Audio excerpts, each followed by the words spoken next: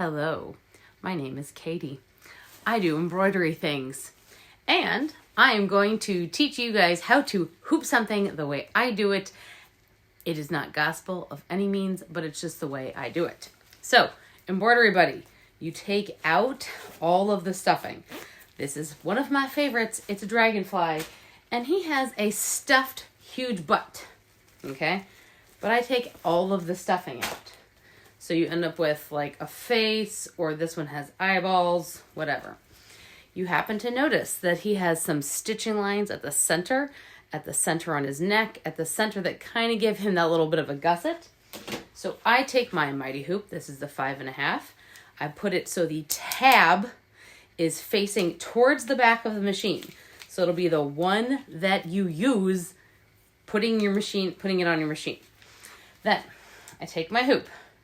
I center it on the center here. So this little stitch line, like right there, usually ends up right on the inside. Like there's the hoop, like right there.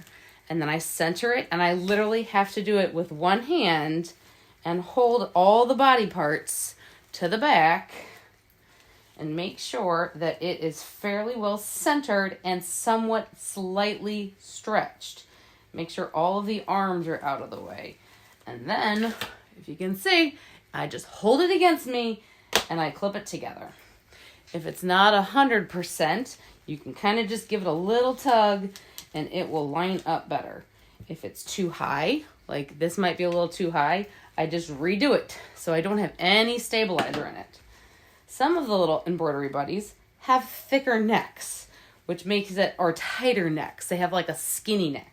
So it makes it a little harder. But for the most part, you can see all you have to do is line it up that way. So it's fairly centered and fairly centered on the bottom. Then what I do is I flip it all over and I will spray a little bit of spray basting, and I use a medium weight cutaway. This is the All Stitch C25 mediums. I got 8x8 size. They fit all kinds of backs of shirts, and they are very, very happy weight. So then I will just spray that, a little bit of spray on the thing, and I take this sticky side in and lay it in there and flatten it out. So that way it is about as flat as it can be inside the hoop. Then I take my design, come with me camera, and I take it over to my embroidery machine, and I have a Brother PRS100 Persona that I only put on the 120. I put it on a 100 hoop so that it doesn't do any bigger than 4x4. But then I take this little guy and put it in upside down. So the design is rotated.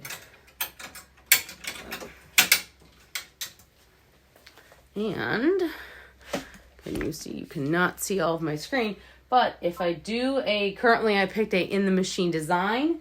If I do the trace on it, it will do just in the hoop.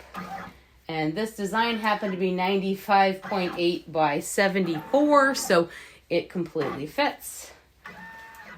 That's it. That's all you have to do. And then maybe add water-soluble stabilizer, which I usually do anyway. So have fun. Happy embroidering.